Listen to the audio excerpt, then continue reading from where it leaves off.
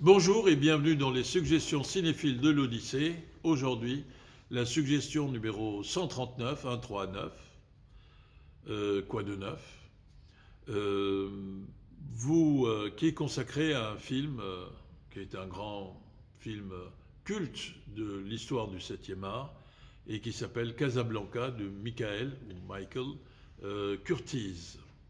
Alors, comme d'habitude, pour commencer, prenez bien soin de vous, respectez les règles de sécurité sanitaire, se laver les mains, 1,50 m de distance de courtoisie, portez le masque chaque fois que cela est recommandé, et exercez votre vigilance démocratique pour ne pas être esclave consentant ou enfant mené par le bout du nez, et surtout pratiquez la proximité cinéphile, notamment en suivant sans réserve, goulûment, sans limite, abondamment nos suggestions cinéphiles et nos activités sur la chaîne YouTube de l'Odyssée, notre page Facebook et notre site cinémaodyssée.com. Le film Casablanca a été réalisé par Michael Curtiz.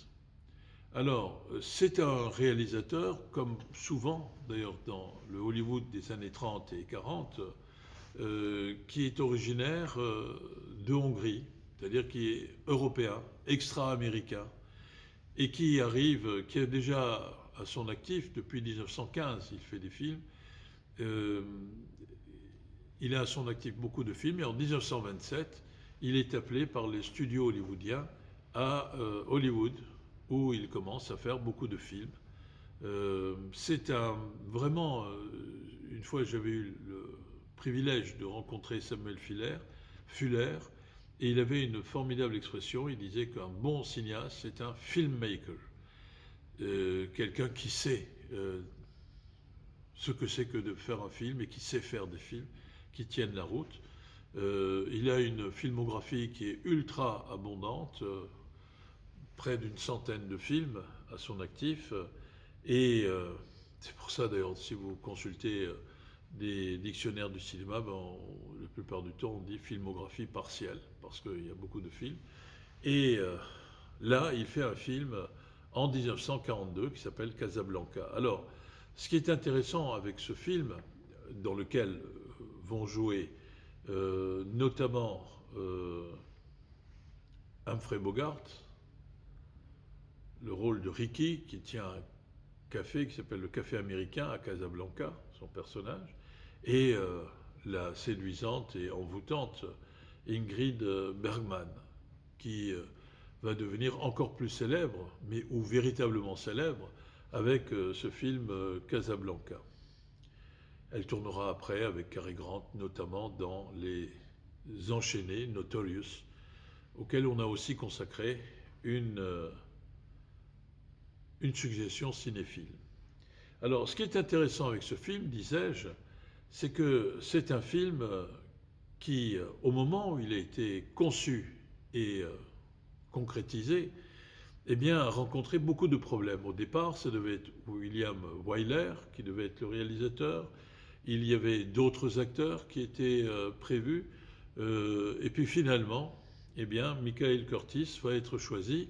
Il va rencontrer beaucoup de problèmes, il y a plein d'acteurs, notamment des seconds rôles, qui vont se disputer entre eux, au point que le producteur du film va être obligé d'intervenir pour essayer de limiter la casse, en quelque sorte. Bref, c'est un film qui est un peu comme plus tard le sera Cléopâtre, un film à problème. Donc en principe, tous les ingrédients étaient réunis pour que ce film aboutisse à un immense fiasco, à un ratage. Et pourtant, c'est ça aussi la magie du 7e art, eh bien, ça n'a pas été un fiasco au point que d'ailleurs, aujourd'hui encore, eh bien, notamment dans l'opinion publique cinéphile américaine, eh bien, ce film est considéré, avec Autant en emporte le vent, c'était avant le fait qu'on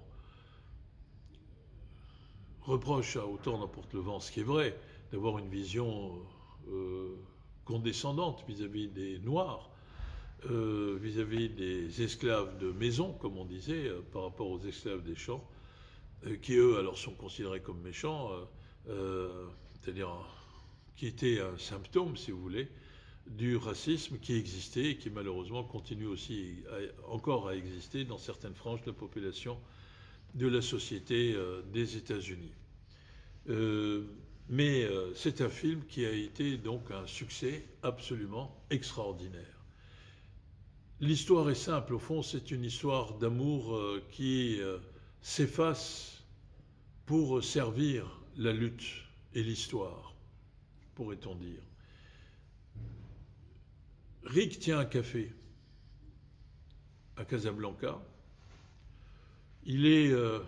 C'est un personnage qui est plutôt désabusé, un peu cynique, qui ne croit plus, semble-t-il, à plein de choses, et qui s'occupe de gérer au jour le jour son café, qui est un lieu particulièrement fréquenté. D'ailleurs, le scénario s'est initialement inspiré d'une pièce de théâtre qui, curieusement, n'a jamais été mise en scène et qui s'appelait « On finit toujours par revenir au café de Ricky ». Mais évidemment, il va être travaillé par de nombreuses versions qui vont s'ajouter les unes aux autres pour aboutir à la facture scénaristique finale et au film tel qu'il existe aujourd'hui. Et dans ce café, qui est à Casablanca, au Maroc, colonie française, mais en 42-41, l'action se situe à ce moment-là, sous l'autorité de l'infâme régime de Vichy.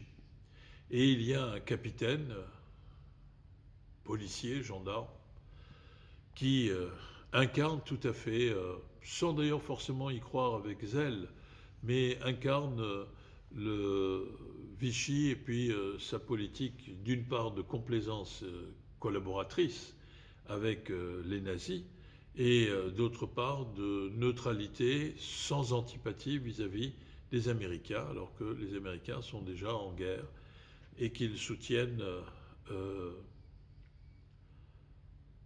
l'action de la résistance française et du général de Gaulle.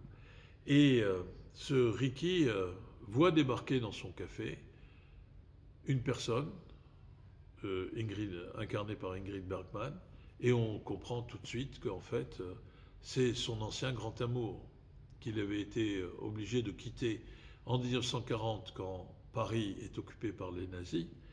Et on comprend que c'est en fait son caractère désabusé, insensible aux tourmentes immédiates du présent, eh bien c'est pour penser, pour guérir une blessure sentimentale qui est très forte.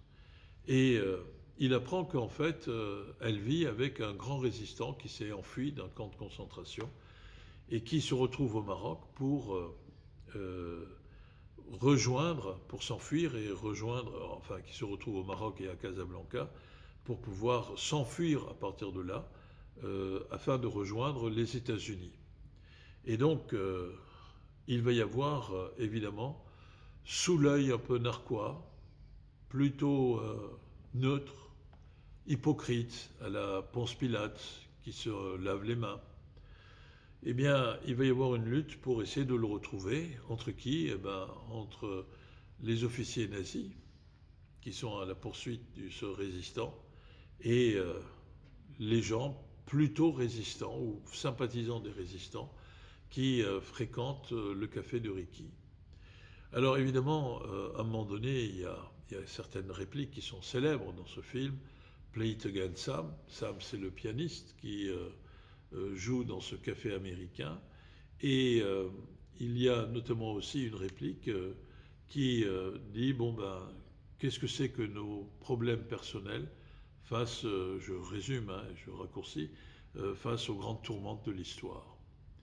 Et c'est au nom de cette considération-là que Rick va, alors qu'il aurait pu redonner vie à son amour pour Ingrid Bergman, dont il avait été séparé en 1940, eh bien, il va aider Ingrid Bergman à partir avec le résistant aux États-Unis. Il fait d'une certaine manière ce sacrifice-là.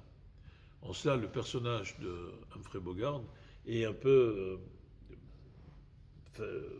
ressemblant au personnage qu'il jouait dans Le Faucon Maltais de John Huston, où lui aussi aime une femme, mais il se rend compte il est détective, il se rend compte que c'est elle la coupable d'un meurtre, et il la fait arrêter,